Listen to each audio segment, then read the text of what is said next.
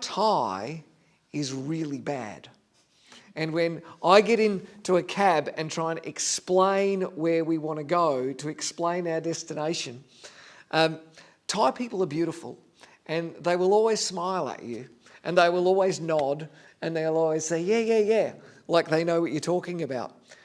But I live with this silent fear that they've got absolutely no idea what I'm trying to tell them, and they've got absolutely no idea where we're going.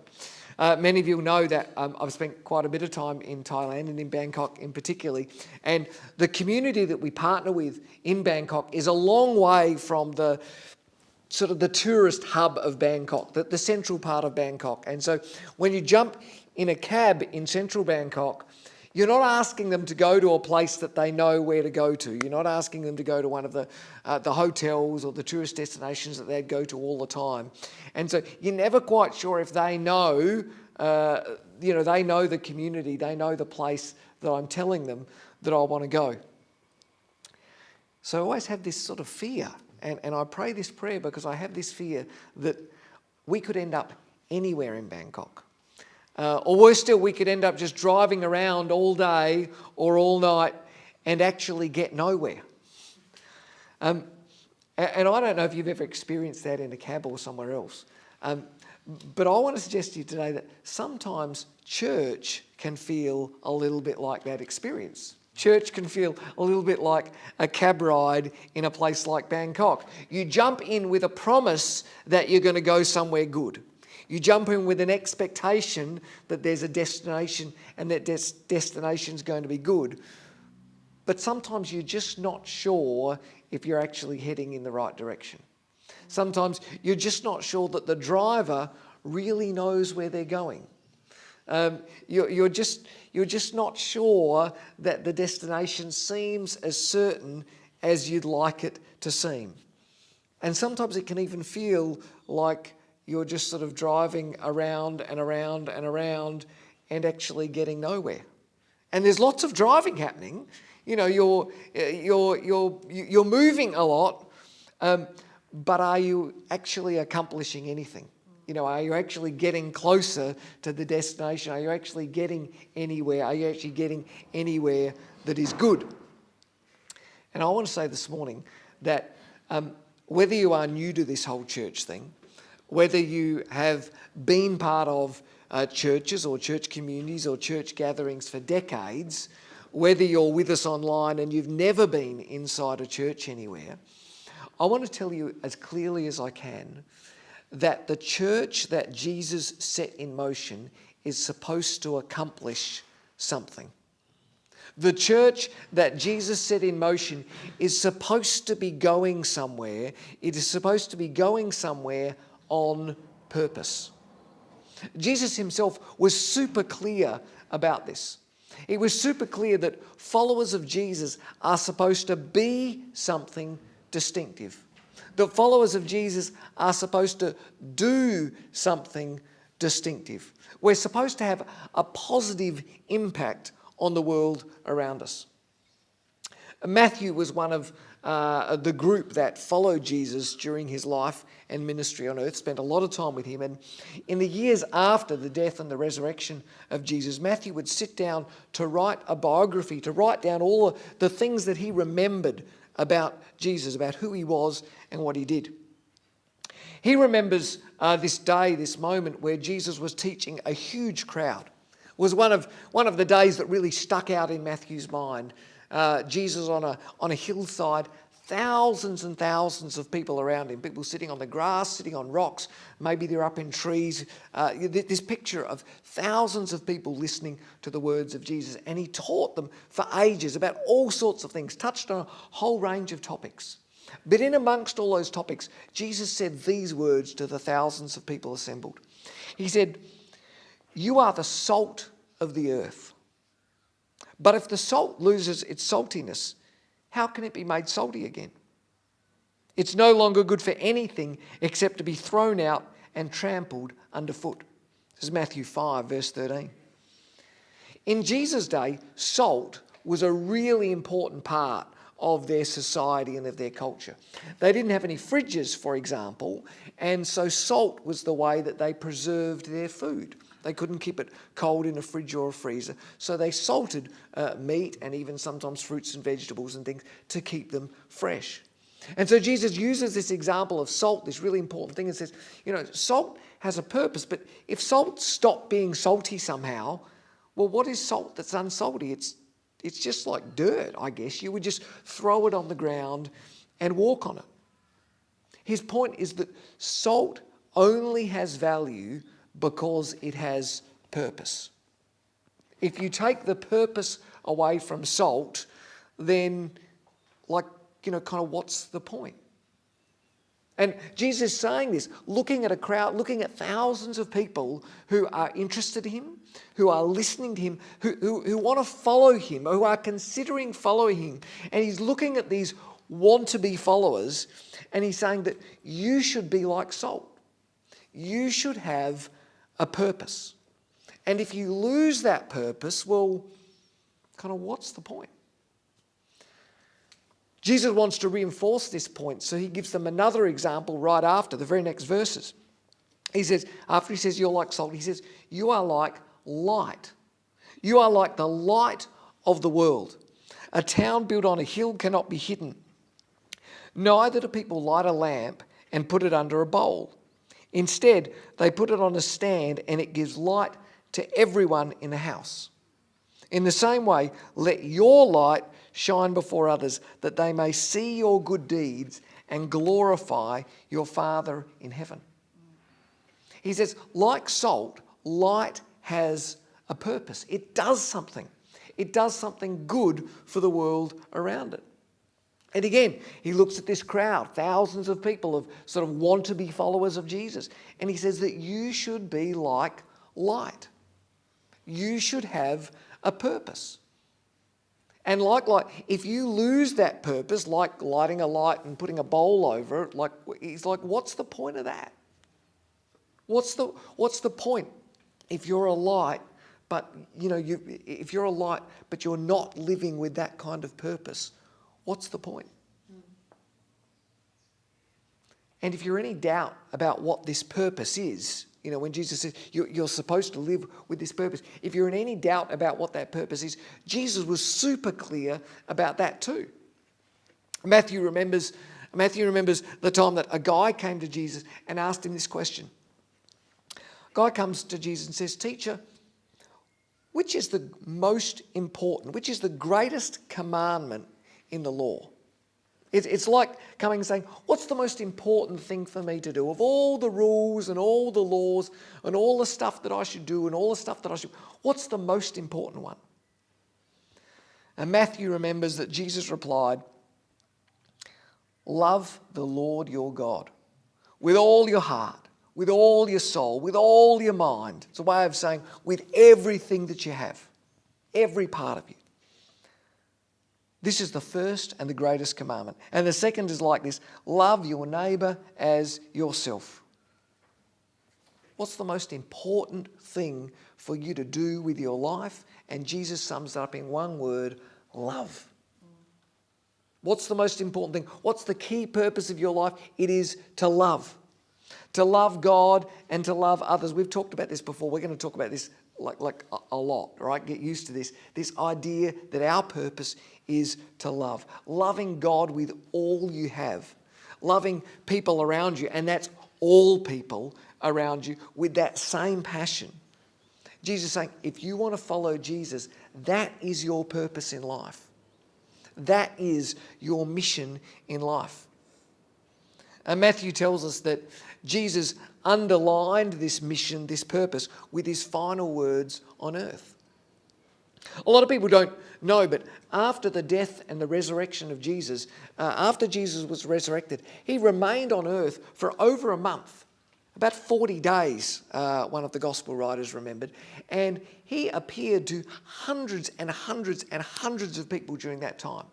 And he taught them and he talked with them over a period of more than a month. And at the end of that time, he gathers a group, a relatively small group around him. And he gives sort of a farewell speech before he would ascend into heaven. Matthew remembers it like this. This is in Matthew 28. This is literally the last words of the biography that Matthew writes about Jesus. Matthew remembers it this way.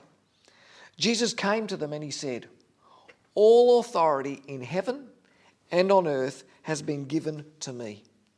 Therefore," looking at the people around him, "therefore go and make disciples of all nations, baptizing them in the name of the Father and of the Son and of the Holy Spirit, and teaching them to obey everything I've commanded you. And surely I am with you always to the very end of the age." Matthew 28.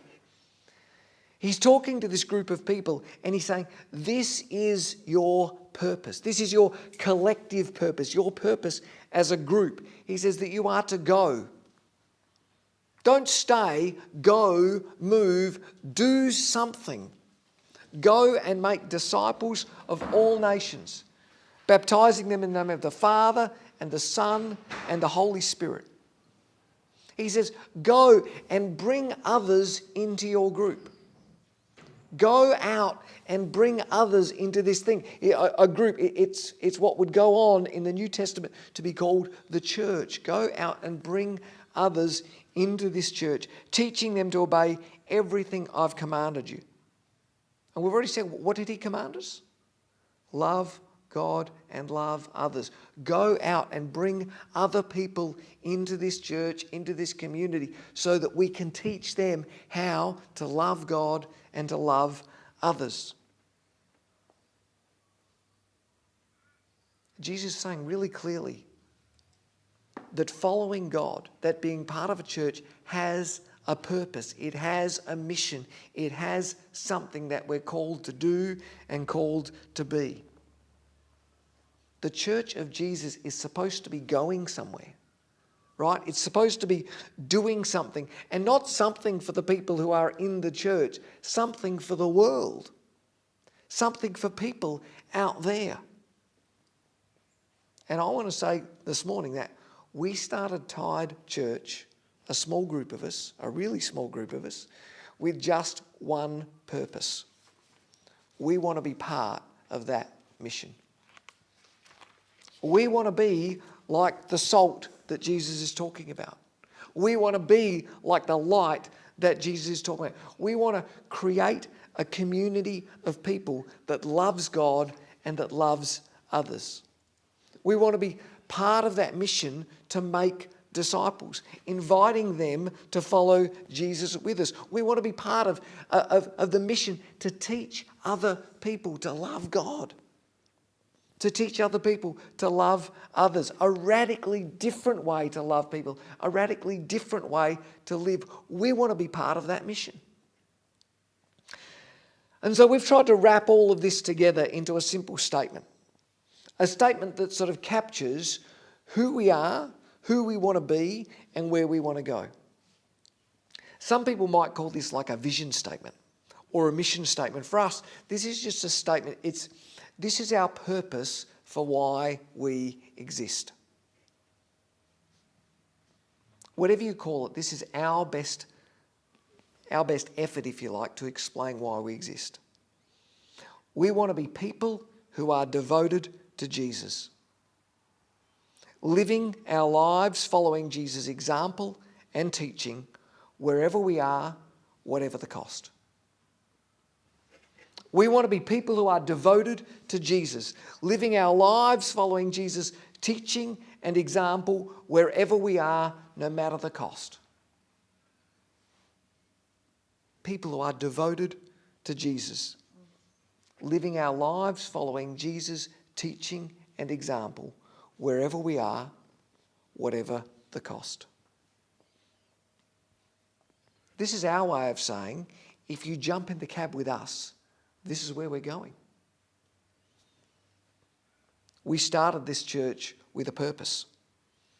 It's a purpose based on how we understand the teaching of Jesus. And what we're trying to do here, everything that we're doing here, is trying to be about fulfilling that purpose.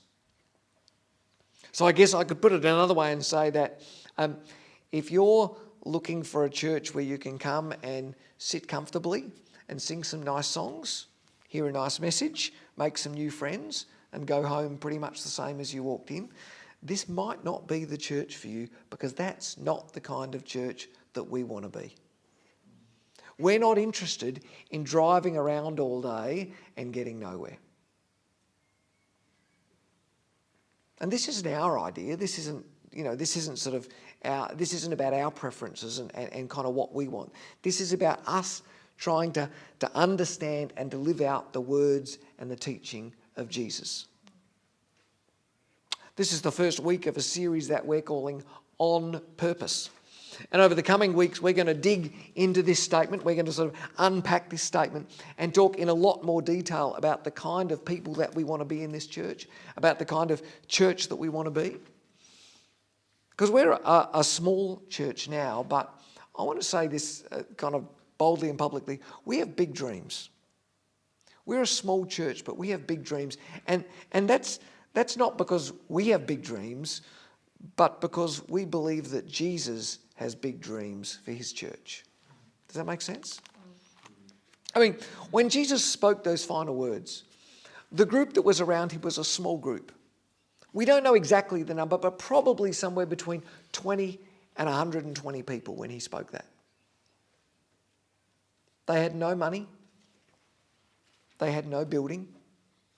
They had no political power or authority. They had no fame. They had no influence. They had no social standing. They had no anything. All they had, that 20 to 120 people, all they had were the ideas that we've talked about today. All they had were those ideas and the power of the Holy Spirit. All they had were those ideas and the power of the Spirit of God inside them. And when they gave themselves fully to that mission, when they gave themselves fully to that purpose in their life, that's all they needed. These ideas, these words of Jesus, and the power of the Holy Spirit in them is all they needed. They loved God with everything they had. They loved people, all people, with that same passion.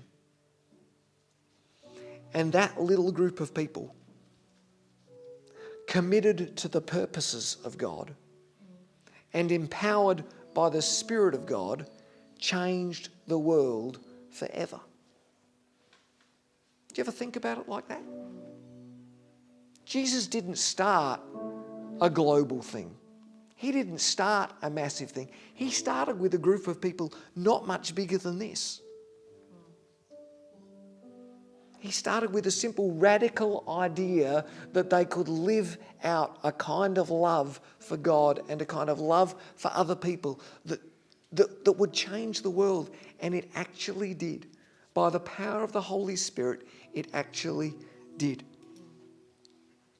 And the Church of Jesus continues to change the world today, empowered by that same Spirit and driven by those same ideas, those same words that they heard that we're hearing today.